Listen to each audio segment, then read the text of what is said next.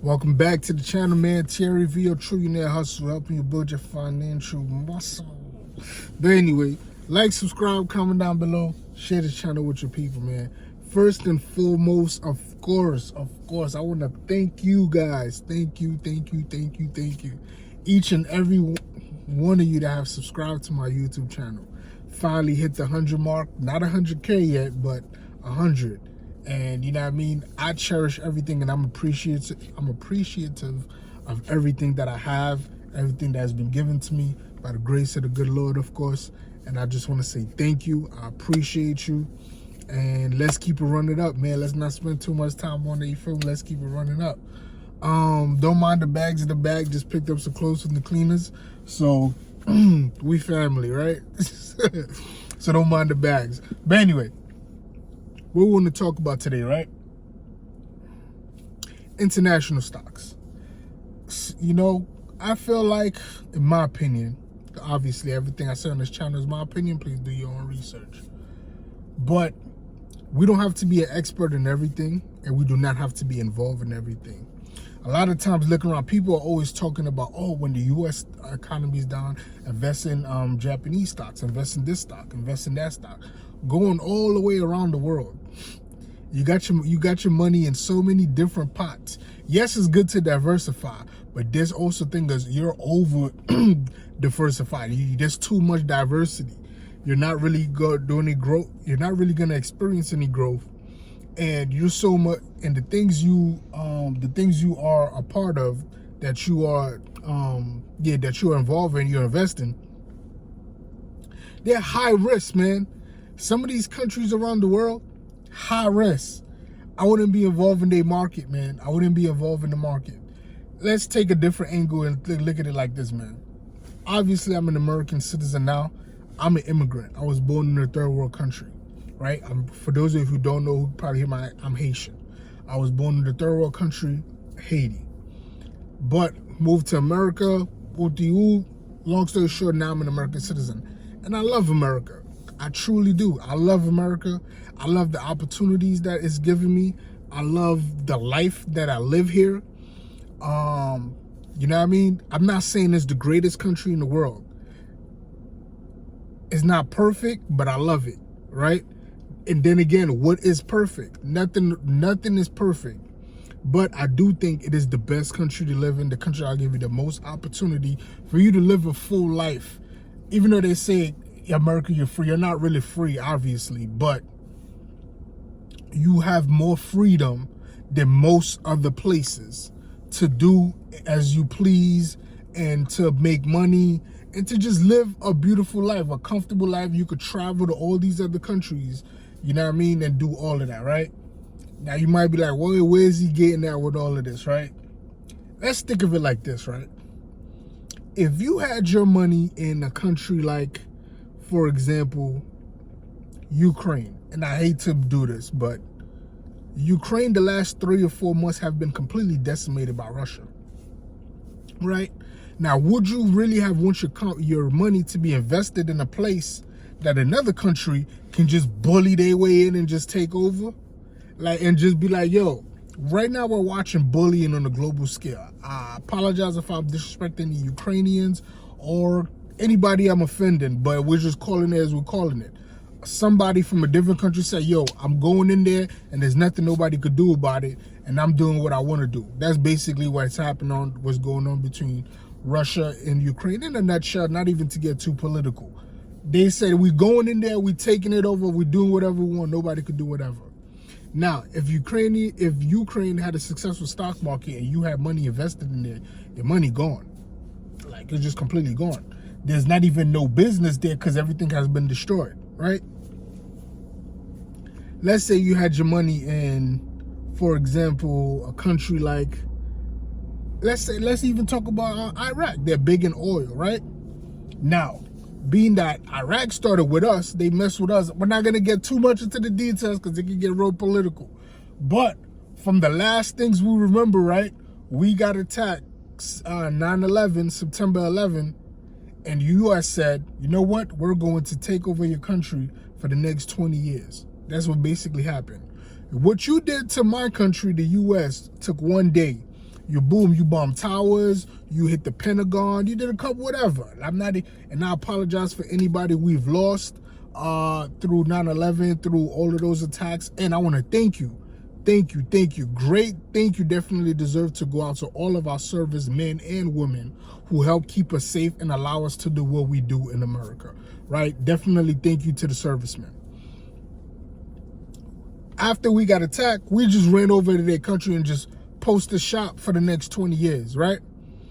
Posted shop for the next 20 years. The person we had beef with ran into another country, and guess what we did? We got a SEAL Team 6 go over to that country, drop him down in his city, find out where he's at, kill him and everybody who was living in that house, then take his body out of there, and while we flying back, just drop him in the middle of the ocean like nothing, and nobody knows. Like, I'm just going by what was reported, right? Now, do you think there's a country around the world that can have somebody here in America that they have beef with, right?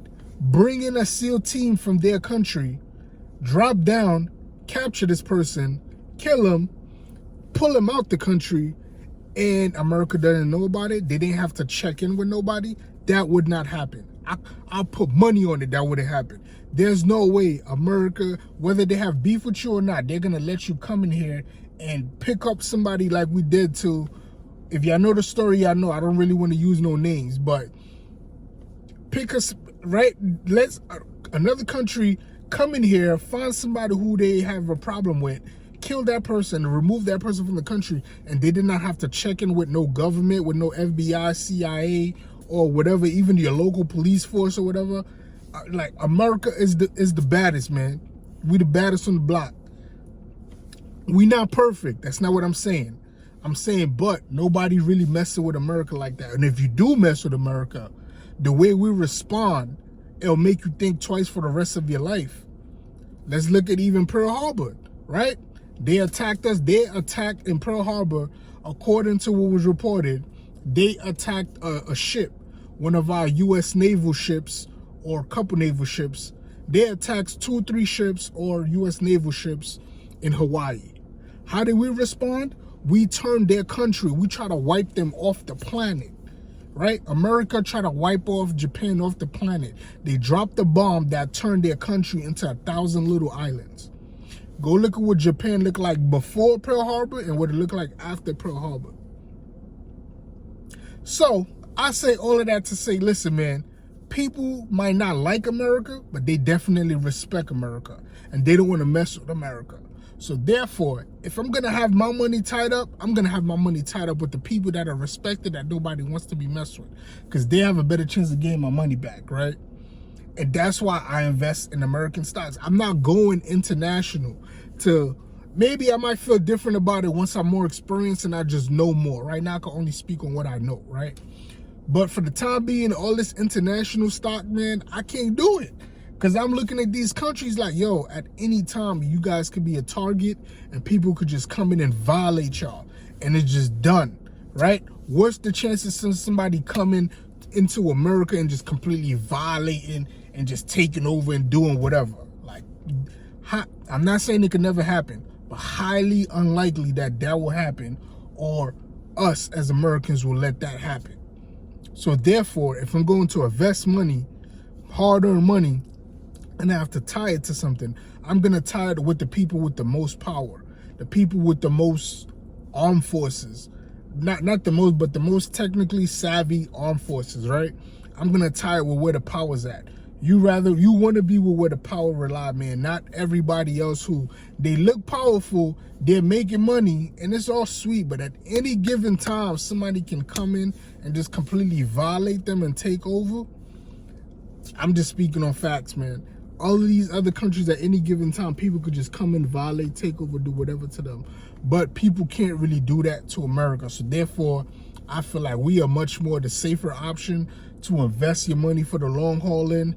Keep the money here, man. Invest in your homegrown companies, and you keep helping the economy, man. For real. I truly believe that if everybody should have an investment account, where you're investing back in your own economy. You're not only are you growing the economy by investing back in the economy, but you're also growing a nice stash for yourself, right? Whether it's your retirement money or whether it's your generational wealth that you're creating and that you're going to be passing down to your kids, right? You own these stocks from when you were young, right now, right? And when your kids get of a certain age, you pass down these stocks to them. They can either sell them to go to school or sell them to buy out. They could do whatever they want with it, but you are putting your kid in front of an eighth ball than behind the eighth ball. A lot of us start life with behind the eighth ball with completely nothing, no ownership to nothing, no money, no nothing. We just poof, you turn 18, you got to go start life and you have absolutely nothing. At least if you start building these accounts, these things you could pass down to your kids, you're giving them a little bit of a head start in life. Think of how much your life would be if when you turned 18, your parents handed you an investment account with at least $30,000 in it. You could actually do some things, right? $30,000 is not a lot, but you could decide, okay, I'm gonna go to school, but I could pay for my little community college, and while I save up, or while I pay for my community college, try to get a scholarship to go to school. Or $30,000, at least depending on the school you go to or where you live at, some semesters or certain schools are like $3-4 grand. Excuse me. You could pay for yourself to get educated, right? Or if not, 30 grand, you could take 10,000 and start a business, and you still got 20. You know what I mean? Just think of where you would be if when you turn 18, if you were able to go into life with a little bit of a head start. And that's one of the main reasons why I invest. I think about when I have kids one day, or my future, when I have kids, I'll be able to give them something to give them a little bit of a head start in life, right? So they can have options. But international stocks, man, back to international stocks, I can't do it. You feel me? Maybe when I know more, I'll do more into the international stocks, man. And I believe everybody should invest in the country you're living in, because you're investing back in your own economy. When the economy is doing better, not only you're making money, but you're helping the country make money. And this goes around and helps everybody. It's like a great never-ending circle. But anyway, man, like, subscribe, comment down below, share this channel with your people, man. Thank you to all of my first 100 subscribers. I'm trying to think of something great to do for y'all, man. I can't think of anything right now, but I just want to say thank you. You guys can see I'm really appreciative of my first 100 subscribers. I love y'all, man. I thank you. I do this for y'all, man. I truly just love making these videos. I'm passionate about this, and I just love y'all, and I just want to thank you. Anyway, man, like, subscribe, comment down below. Share this channel with your people, man. Thierry Vio, that's my name, Thierry Vio. Trillionaire Hustle, help you build your financial muscle. Catch me on the next one. I'm gone.